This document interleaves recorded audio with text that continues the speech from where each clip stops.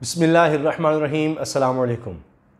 मियाँ शहबाज शरीफ साहब का एक ताज़ा इंटरव्यू इस वक्त ज़ेर बहस है और इस इंटरव्यू की वजह से ये पता चल रहा है कि आने वाले दिनों में मुस्लिम लीग नून की स्ट्रेटजी क्या है और शहबाज शरीफ साहब इस वक्त क्या सोच रहे हैं। इसमें उन्होंने जो बातें कही हैं उनसे बहुत सी चीज़ों का पता चल रहा है।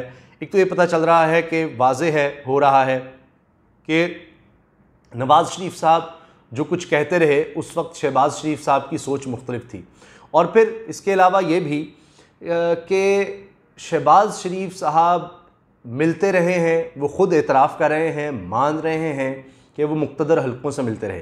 पहले मैं सिर्फ आपके सामने इस इंटरव्यू की अहम चीज़ें रख रहा हूँ और इसमें एक तो शहबाज शरीफ साहब ने सबसे पहले तो ये कहा कि इलेक्शन से यानी 2018 के इलेक्शन से एक महीना पहले तक, एक माह पहले तक मुक़्तदर हलकों से इनकी मुलाकात जारी थी शहबाज शरीफ साहब की।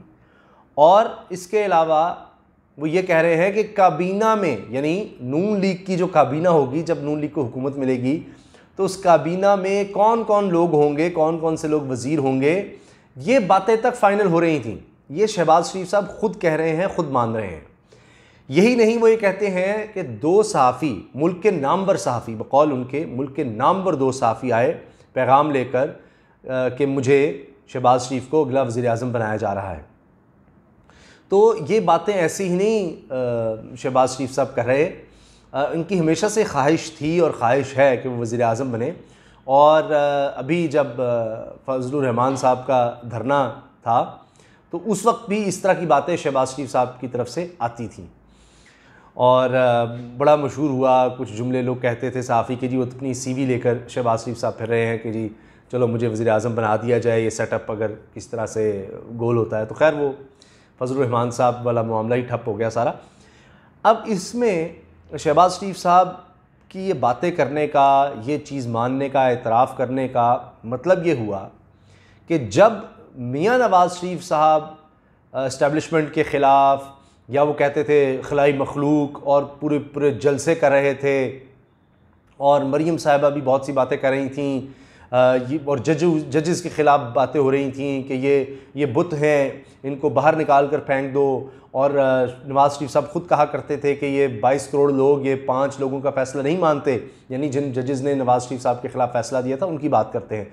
फिर ये भी बयान आते रहे उनके जो पार्टी के लोग थे वो ये कहते रहे कि हम जिन्होंने फ़ैसला दिया है हम उन पर ज़िंदगी तंग कर देंगे, तुम्हारे बच्चों को यहाँ हमने यहाँ रहना है, तुम्हारे बच्चों को नहीं छोड़ेंगे, और इस तरह की बातें। तो ये जब सब बातें हो रही थीं, नवाज़ शरीफ साहब वापस आ रहे थे तो शहबाज शरीफ साहब एयरपोर्ट तक नहीं गए, तो ये सब फिर इसका मतलब है कि शहबाज शरीफ एक अलग से गेम कर रहे थे।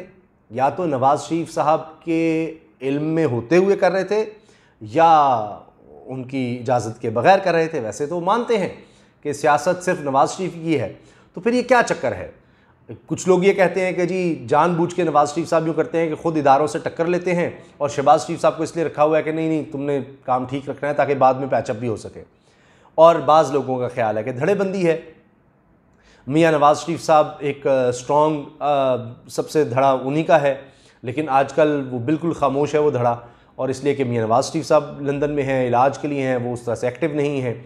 फिर उससे मिलता जुलता एक धड़ा है मरीम नवाज़ साहिबा का, शाहिद खाकान अब्बासी का। फिर उसके बाद एक धड़ा आ जाता है शहबाज शरीफ साहब का। तो अब यही हुआ कि शहबाज शरीफ साहब तो आए थे कि चले मैं अपना धड़ा जाकर मजबूत करता हूँ, लेकिन वो बात उनकी बन नहीं रही। अब ये जो इंटरव्यू उन्होंने दिया है उसमें उन्होंने चौधरी बरादरान की भी बात की है कि उनसे हमारे ताल्लुकात बिल्कुल नॉर्मल हो चुके हैं, बिल्कुल ठीक हो चुके हैं, कोई आपस में रंजिशें वगैरह कुछ नहीं रहीं।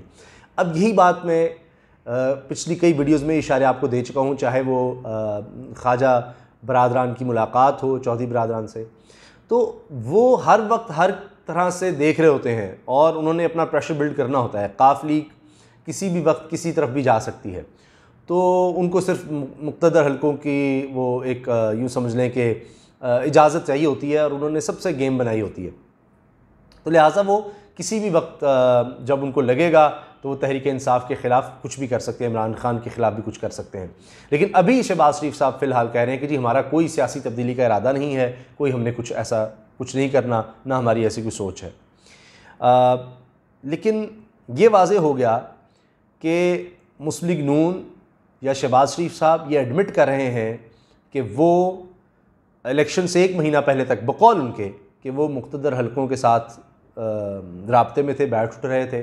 तो इसका मतलब है कि आप फिर इलेक्शंस जीतते हैं, जीतते रहे हैं, लड़ते रहे हैं, ये सब आप गठजोड़ के साथ करते हैं, या अगर आप गठजोड़ के साथ नहीं करते तो फिर आप ये इल्ज़ाम लगा रहे हैं मुख्तदर हलकों पर कि जनाब आप उनके साथ मिलते रहे हैं और करते रहे हैं, और फिर ये कि या तो आपके साथ गेम हो गई कि वो आपके साथ मिलते रहे, सब कुछ करते रहे, 1 महीने पहले तक आपकी सारा सब कुछ ठीक जा रहा था, फिर अचानक क्या हो गया कि जनाब हुकूमत और तहरीक इंसाफ को मिल गई, तो फिर ऐसा क्या हुआ।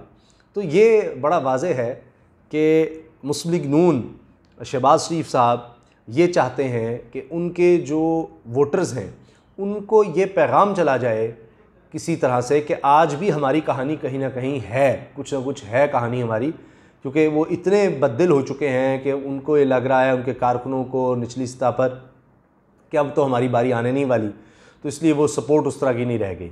तो वो उनको दिखाना चाहते हैं कि आज भी हमारे इस्टेब्लिशमेंट से, मुख्तदर हलकों से ताल्लुकात हैं, अच्छे हैं, हमारी बारी कभी भी आ सकती है। बल्कि वो तो ये बयानात भी देते रहे, ये पैगामात भी देते रहे पार्टी के अंदर कि वो वापस ही इसलिए आए हैं क्योंकि डील शील हो गई है। अब ये जो इंटरव्यू सामने आया है इसमें शहबाज शरीफ साहब से ये सवाल भी पूछा गया क्या वो किसी डील के नतीजे में आए हैं, मरीम नवाज़ और हमज़ा में से आगे किसने लीड करना है और क्या होने जा रहा है। तो खैर शहबाज शरीफ साहब के अपने इस बारे में सोच है, लेकिन ये चीज़ें वाज़ेह हैं कि धड़ेबंदी भी है, और अब तो ये इतलात भी आ रही हैं कि किसी भी वक्त ये मैं आपको ब्रेकिंग न्यूज़ दे रहा हूँ, अंदर की खबर दे रहा हूँ कि शहबाज शरीफ साहब फिर वापस जा सकते हैं, यानी लंदन, वो लंदन रवाना हो सकते हैं। इस इंटरव्यू में उन्होंने ये कहा है कि जी जब मुझे पता चला कि कोरोना की वजह से फ़्लाइट्स बंद हो रही हैं तो मैंने नवाज़ शरीफ साहब को फ़ोन किया और उनको कहा कि ये फ़्लाइट्स बंद हो रही हैं और मुझे अभी पाकिस्तान जाना चाहिए, मैं पाकिस्तान आ गया। लेकिन पाकिस्तान तो वो आ गए, मगर अब हाल ये है कि केसेस अब भी हैं और जो सोच कर वो आए थे वो हुआ नहीं।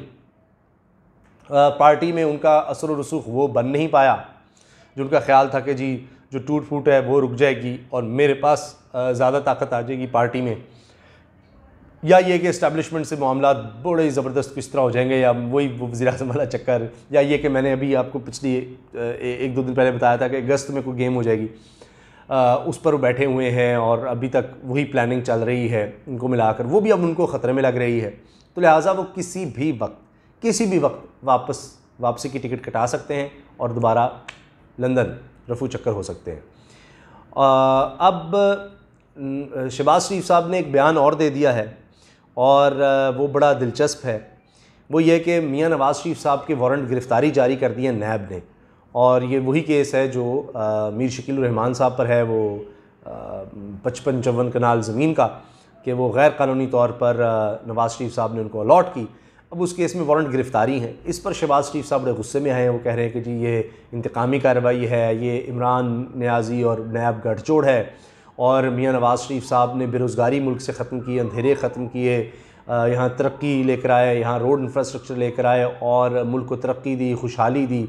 नवाज़ शरीफ साहब यहाँ वज़ीर-ए-आज़म रहे हैं और उनके ख़िलाफ़ ये वारंट गिरफ़्तारी जारी करना ये बड़ा गलत है। वो बयानात इस तरह के दे रहे हैं। लेकिन अब ऐसे लग रहा है कि किसी भी वक्त, चूँकि शहबाज शरीफ साहब ने वापस जाना है, इसलिए वो अब ये इंटरव्यूज़ दे रहे हैं, एक दोबारा से एक्टिव होने की कोशिश कर रहे हैं, और वो बता रहे हैं कि जो उनकी उम्मीदें थीं इलेक्शन के दौरान, इलेक्शन से पहले या अब वापस आकर भी, वो पूरी नहीं हो पाई। और इस इंटरव्यू से ये चीज़ें सामने नज़र आ रही हैं। ना तो वो धड़ेबंदी ख़त्म कर सके, ना वो ताकत ले सके जो वो चाहते थे, ना विद इन द पार्टी, ना ही बाहर उनके मामलात बन सके, ना उनकी दाल गल सकी। तो ये इसलिए एक मायूसी का सा माहौल है और वही नज़र आ रहा है, और आने वाले दिनों में भी लगता है कि कोई अच्छी खबर मुस्लिम लीग नून के लिए नज़र नहीं आ रही। आप कमेंट्स में इज़हार करें अपने ख़यालात का। आप क्या समझते हैं कि जो शहबाज शरीफ साहब ने इंटरव्यू दिया है इसमें आपको कितनी सच्चाई नज़र आती है, और आपका उस बारे में क्या कहना है, आपकी राय क्या है, और क्या आपको भी लग रहा है कि शहबाज शरीफ साहब मुल्क से किसी भी वक्त जाने वाले हैं? अपनी राय का इज़हार ज़रूर कीजिए। अगर वीडियो पसंद आए तो लाइक भी कर दें, बेल आइकन पर क्लिक कर दें ताकि जो भी वीडियो उसके बारे में आपको पता चल सके। और मेरी गुजारिश है आप सब लोगों से कहें कि उसामा गाजी यूट्यूब चैनल ये आपके ताबन से चल रहा है तो इसको प्लीज़ ज़रूर सब्सक्राइब करें। इजाज़त दीजिए, अल्लाह हाफ़िज़। पाकिस्तान ज़िंदाबाद।